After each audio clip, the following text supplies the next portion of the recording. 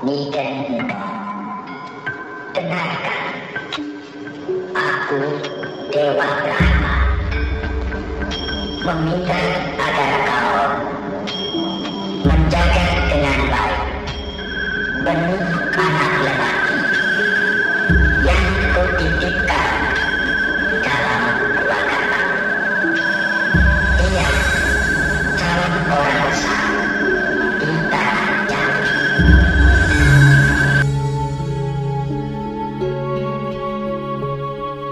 Ken Arok ditemukan di atas kuburan dan dibesarkan oleh Lembong. Lembong sangat menyayangi Ken Arok seperti anak kandungnya sendiri. Ken Arok sering diajak Lembong merampok, mereka tidak segan-segan membunuh korbannya. Karena tingkah lakunya yang keterlaluan, Ken Arok diusir dan hidup bersama Bango Samparan. Ini pun tidak berlangsung lama, karena terjadi keributan dengan istri Samparan. Karena Ken Arok sering merampok kiriman upeti kerajaan, ia menjadi buronan. Di tengah kelananya, ia bertemu pendeta Loh Gawe yang banyak memberikan ilmu kepemimpinan. Sementara itu, Aku Tumapel, Tunggul Ametung berhasil menculik Ken Dedes untuk dijadikan seorang istri.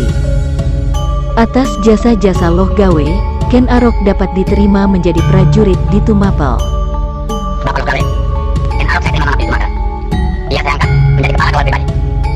Di saat inilah Ken Arok bertemu dengan Ken Dedes. Hati Ken Arok tak karuan melihat kecantikan Ken Dedes.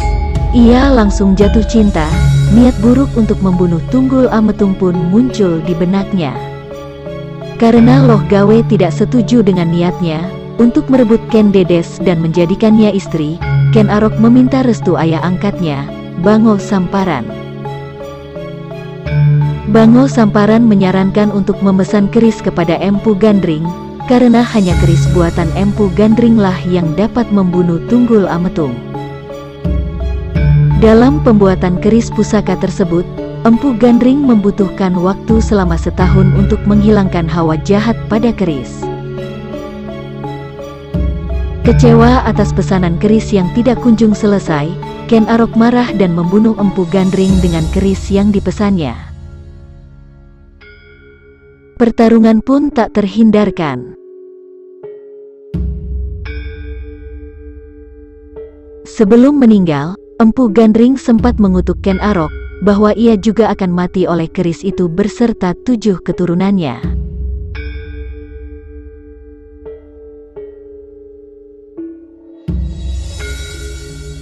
Di istana, Ken Arok menitipkan kerisnya kepada Kebo Ijo, perwira sombong yang suka pamer dan mengatakan bahwa keris itu adalah miliknya sendiri.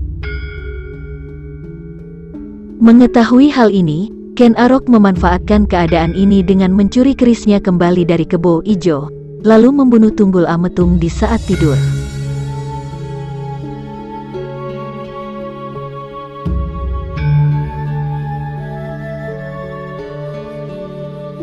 Pertarungan pun tak terhindarkan. Jurus demi jurus dikeluarkan. Akhirnya Tunggul Ametung tewas di tangan Ken Arok. Mengetahui hal itu, rakyat Tumapel gempar dan menuduh Kebo Ijo sebagai pembunuhnya, karena mengira pemilik keris tersebut adalah Kebo Ijo.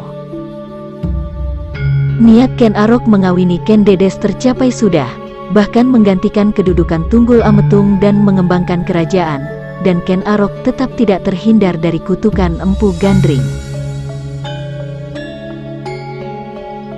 Ken Arok atau disebut juga Sri Rajasa adalah pendiri Wangsa Rajasa dan Kerajaan Tumapel. Ia memerintah sebagai raja pertama bergelar Sri Rajasa Batara Sang Amurwabumi pada tahun 1222. Pada tahun 1222, Ken Arok memimpin pasukan Tumapel menyerang Kediri. Puncak peperangan antara Kediri dan Tumapel terjadi di dekat desa Genter, Ganter, wilayah timur Kediri.